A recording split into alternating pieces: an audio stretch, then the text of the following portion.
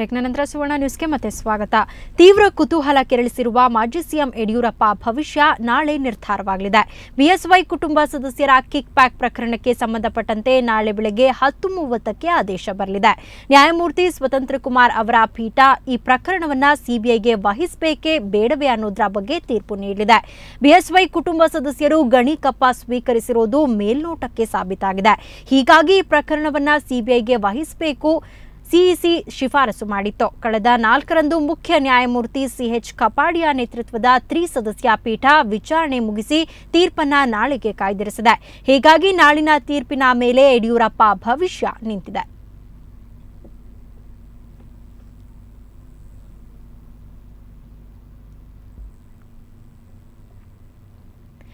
ನಮ್ಮಲ್ಲಿ ವಿಶ್ವಾಸವಿಲ್ವಾ? ಸಂಪುಟದಿಂದ ಕೈಬಿಡಿ.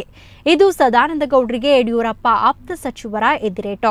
ಪತ್ರ ಸಮರದಿಂದ ಕೆಂಡಾಮಂಡಲರಾಗಿರುವ ಬಿಎಸ್ವೈ ಆಪ್ತ ಬಣ ಇದೀಗ ಪ್ರತ್ಯೇಕ ಸಮರಕ್ಕೆ ಸಿದ್ಧವಾಗಿರುವ ಮುನ್ಸೂಚನೆ ನೀಡಿದ್ದಾರೆ.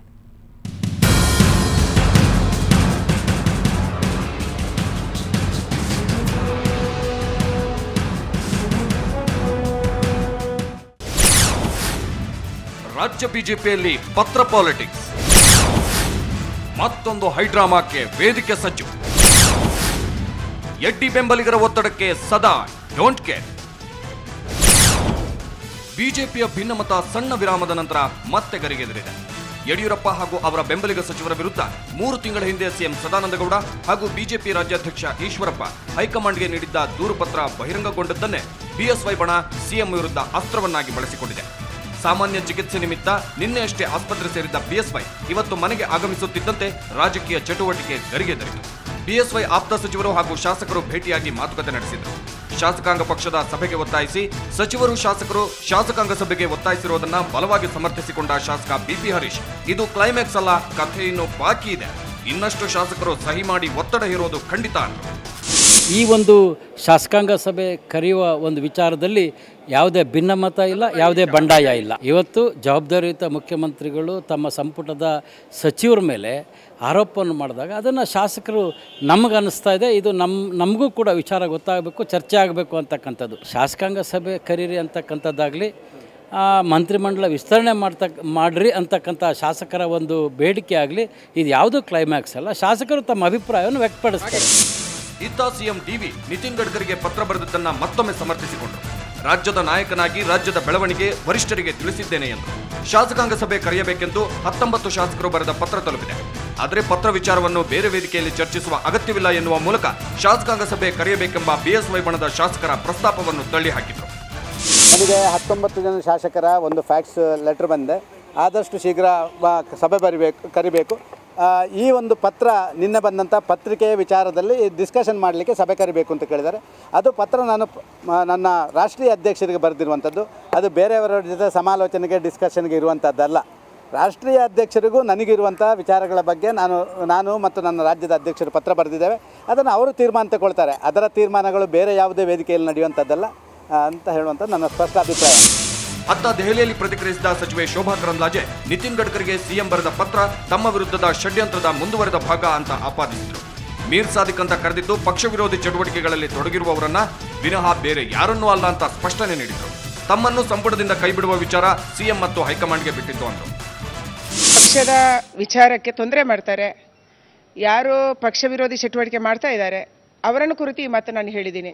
ಅದಕ್ಕಾಗಿ ಯಾರು ಅನ್ನುವಂಥದ್ದು ಅವರವರೇ ನಿರ್ಧಾರ ಮಾಡ್ಕೋಬೇಕು. ಯಾರು ನಾವು ಪಕ್ಷದ ವಿರೋಧಿ ಚಟುವಟಿಕೆ ಮಾಡ್ತಾ ಇದ್ದೀವಿ ಅವರಿಗೆ ಇದು ಅನ್ವಯ ಆಗುತ್ತೆ. ಅದನ್ನು ಯಾವುದೋ ಮಾತು ಹೇಳಿದರೆ ಅದನ್ನು ನನಗೆ ನಾನು ಅನ್ವಯ ಮಾಡಿಕೊಳ್ಳುವಂಥ ಪ್ರಮೇಯ ಅಗತ್ಯ ಇರೋದಿಲ್ಲ ಅಂತ ಅಂದ್ಕೊಂಡಿದ್ದೀನಿ. ಮುಖ್ಯಮಂತ್ರಿಗಳು ಸ್ವತಂತ್ರರಿದ್ದಾರೆ. ಅವರು ಯಾವುದೇ ನಿರ್ಧಾರಗಳನ್ನು ಯಾವುದೇ ಸಮಯದಲ್ಲಿ ತಗೋಬಹುದು. ಅವರು ಸ್ವತಂತ್ರರು. ಅವರ ಮಂತ್ರಿಮಂಡಲದಲ್ಲಿ ಯಾರು ಇರಬೇಕು, ಅವರಿಗೆ ನಿಷ್ಠರು ಯಾರು ಇರಬೇಕು, ಯಾರು ರಾಜ್ಯದ ಕೆಲಸ ಮಾಡ್ತಾರೆ, ಯಾರು ಮಾಡೋದಿಲ್ಲ, ಇವರನ್ನು ಇಟ್ಕೊಳ್ಳೋದು ಮತ್ತು ಕೈ ಬಿಡೋದು ಮಾನ್ಯ ಮುಖ್ಯಮಂತ್ರಿಗಳಿಗೆ ಸೇರಿದೆ. ಅವರು ಅದನ್ನು ಮಾಡಬಹುದು. ದೆಹಲಿಯಲ್ಲಿ ಬಿಎಸ್ವೈ ಬೆಂಬಲಿಗ 12 ಸಂಸದರು ಸಹ ಶಾಸಕಾಂಗ ಪಕ್ಷದ ಸಭೆ ಕರೆಯುವಂತೆ ಆಗ್ರಹಿಸಿದರು. ಪತ್ರ ಬಹಿರಂಗ ಕುರಿತು ಬಿಜೆಪಿ ನಾಯಕರು ನೀಡುತ್ತಿರುವ ಹೇಳಿಕೆಗಳು ಅಸಹ್ಯ ಮೂಡಿಸುತ್ತಿವೆ ಅಂತ ಸಂಸದ ಜಿಎಸ್ ಬಸವರಾಜು ಇದೇ ವೇಳೆ ತೀವ್ರ ಬೇಸರ ವ್ಯಕ್ತಪಡಿಸಿದರು. ಸದಾನಂದ ಗೌಡರು ಗಡ್ಕರಿ ಅವರಿಗೆ ಒಂದು ಪತ್ರ ಬರೆದು ಅದರಲ್ಲಿ ಕೆಲವು ಜನ 6 ಜನ ಮಂತ್ರಿಗಳು ಇನ್ಕ್ಲೂಡಿಂಗ್ ನಮ್ಮ ಶೋಭಾ ಕರಂದ್ಲಾಜೆ, ಬಸವರಾಜ ಬೊಮ್ಮಾಯಿ, ಸೋಮಣ್ಣ ಇತ್ಯಾದಿ ಇವ್ರುಗಳೆಲ್ಲ ಕೂಡಲೇ ಆ್ಯಕ್ಷನ್ ತೊಗೋಬೇಕು, ಅವ್ರನ್ನ ಕ್ಯಾಬಿನೆಟಿಂದ ಕಿತ್ತಾಕಬೇಕು ಮತ್ತು ನಮ್ಮ ಮಾತು ಕೇಳೋದಿಲ್ಲ ಅಂತ ಈ ರೀತಿ ಎಲ್ಲ ಏನೇನೋ ಅಲಿಗೇಷನ್ಸ್ಗಳು ಮಾಡಿರ್ತಕ್ಕಂಥ ವಿಚಾರ ಪ್ರಸ್ತಾಪವಾಗಿರ್ತಕ್ಕಂಥದ್ದು ಕಂಡು ಮತ್ತೆ ಇದು ಭಿನ್ನಮತ ಬುಗಿಲೆದ್ದಿರ್ತಕ್ಕಂಥ ಕಾರಣ ಪಕ್ಷದ ಹಿತದೃಷ್ಟಿಯಿಂದ ಕೂಡಲೇ ಒಂದು ಲೆಜಿಸ್ಲೇಚರ್ ಪಾರ್ಟಿ ಮೀಟಿಂಗ್ ಕರಿಬೇಕು, ಕರೀರಿ ಅಂತೇಳಿ ನಾವೆಲ್ಲ ಸೇರಿ ಶಾಸಕಾಂಗ ಸಭೆಗೆ ಒತ್ತಾಯಿಸಿ ಬರೆದ ಪತ್ರಕ್ಕೆ ಸಹಿ ಮಾಡಿದ್ದ ಸಚಿವ ರೇವುನಾಯಕ ಬೆಳಮಗಿ ಮಾತನಾಡಿ, ಈಶ್ವರಪ್ಪ ಮತ್ತು ಸಿಎಂ ಸದಾನಂದಗೌಡ ಹೈಕಮಾಂಡ್ಗೆ ಬರೆದ ಪತ್ರದಿಂದ ಮನಸ್ಸಿಗೆ ತೀವ್ರ ನೋವಾಗಿದೆ ಎಂದರು. ಅಲ್ಲದೆ ರಾಜ್ಯಾಧ್ಯಕ್ಷರ ಪತ್ರಕ್ಕೆ ಪ್ರತಿಯಾಗಿ ಯಡಿಯೂರಪ್ಪ ಅವರು ಪತ್ರ ಬರೆಯುತ್ತಾರೆ ಅಂದರು. ಸರ್ MLA ಆಗಿನಿ, ನಿಮ್ಮೆಲ್ಲ ರಾಷ್ಟ್ರ 2 ಬಾರಿ ಕ್ಯಾಬಿನೆಟ್ ಮಂತ್ರಿ ಮಾಡಿದಾರೆ ನಮ್ಮ ರಾಜ್ಯ ನಾಯಕರು, ರಾಷ್ಟ್ರ ನಾಯಕರು. ಇಲ್ಲಪ್ಪ ಇವತ್ತೇ ಬಿಡು ಅಂದ್ರೆ 2 ಬಿಡ್ತೀನಿ, ಒಂದಲ್ಲ. ಆ ತ್ಯಾಗ ನನ್ನ ಬಲೆ, ನಮ್ಮ ಪಕ್ಷ ದೊಡ್ಡದು. ರೇವುನಾಯಕ ಪಕ್ಷ ಚಟುವಟಿಕೆ ವಿರುದ್ಧ ಚಟುವಟಿಕೆ ಮಾಡಿದ್ದಾರೆ ಅಂತ ಕೇಸಿ ಹೈಕಮಾಂಡ್ಗೆ ಗಮನಕ್ಕೆ ತಂದಾರ ಬಂದಾಗ ನಾನು ಕೂಡ ಅದರಾಗ ಶಾಸಕಾಂಗ ಪಕ್ಷ ಸಭೆ ಕರಿಬೇಕು ಮತ್ತು ಅದು ಯಾರ ಪಕ್ಷ ವಿರುದ್ಧ ಚಟುವಟಿಕೆ ಮಾಡೋದು ಬಯಲಿಗೆ ಬರಬೇಕಂತ ಹೇಳಿಲ್ಲ. ಇತ್ತ ಯಡಿಯೂರಪ್ಪ ಭೇಟಿ ನಂತರ ಮಾತನಾಡಿದ ಸಚಿವ ಬಸವರಾಜ ಬೊಮ್ಮಾಯಿ, ಪಕ್ಷ ವಿರೋಧಿ ಚಟುವಟಿಕೆ ನಡೆಸಿಲ್ಲ. ಆ ರೀತಿ ಚಟುವಟಿಕೆ ನಡೆಸಿರುವ ಬಗ್ಗೆ ಸಿಎಂಗೆ ಅನುಮಾನವಿದ್ರೆ ತಮ್ಮನ್ನು ಸಂಪುಟದಿಂದ ಕೈ ಬಿಡಬಹುದು ಅಂದರು. ನಾನು ಒಬ್ಬ ಸಚಿವ ಸಂಪುಟದ ಸದಸ್ಯನಾಗಿ ಮುಖ್ಯಮಂತ್ರಿಗಳ ಅಡಿಯಲ್ಲಿ ಕೆಲಸ ಮಾಡುವಂಥ ಈ ಸಂದರ್ಭದಲ್ಲಿ ನಾನು ಅದರಲ್ಲಿ ಭಾಗಿಯಾಗಕ್ಕೆ ಇಚ್ಛೆ ಪಡೋದಿಲ್ಲ. ಆದರೆ ಸಾರ್ವಜನಿಕವಾಗಿ ಈ ಪತ್ರ ಬಹಿರಂಗ ಆಗಿರೋದು ಭಾಳ ದೊಡ್ಡ ಒಂದು ಈ ಎಲ್ಲ ಪ್ರಕರಣ ಮತ್ತೊಮ್ಮೆ ಓಪನ್ ಆಗೋದಕ್ಕೆಲ್ಲ ಕಾರಣ ಆಗಿದೆ. ಇದು ಆಗಬಾರ್ದಾಗಿತ್ತು.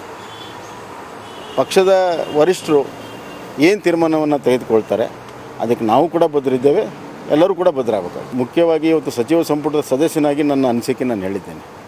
ಯಾವತ್ತು ನಾನು ಸಚಿವ ಸಂಪುಟದ ಸದಸ್ಯನಾಗಿ ಇರೋದಿಲ್ವೋ ಆವಾಗ ಶಾಸಕನಾಗಿ ನನ್ನ ಅನಿಸಿಕೆ ಹೀಗೆ ಹೇಳಿಕೆ ಪ್ರತಿ ಹೇಳಿಕೆಗಳಲ್ಲಿ ಬಿಜೆಪಿ ನಾಯಕರು ನಿರತರಾಗಿರುವಾಗಲೇ ಸಿಎಂ ಸದಾನಂದಗೌಡ ಯಾವುದೇ ಕಾರಣಕ್ಕೂ ಶಾಸಕಾಂಗ ಸಭೆ ಕರೆಯುವುದಿಲ್ಲ ಅಂತ ಸ್ಪಷ್ಟವಾಗಿ ಕಟ್ಟಿ ಮುರಿದಂತೆ ಖಡಕ್ ಆಗಿ ಹೇಳಿ BSY ಬಣಕ್ಕೆ ಸೆಡ್ಡು ಹೊಡೆದರು.